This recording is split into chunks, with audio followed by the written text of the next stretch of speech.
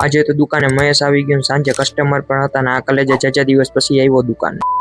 તો રામ રામ ને સીતારામ બધાને। શું કે મારા કલેજા સવારમાં મસ્ત મજાના બાબલા જેવા કમ્પ્લીટ થઈ ગયા છે ને ફટાફટ ચાવી લઈને નીકળી ગયો દુકાન બાજુ। ત્યાં આને વાંધો પડી ગયો તો ગેરેજ આવવું પડ્યું।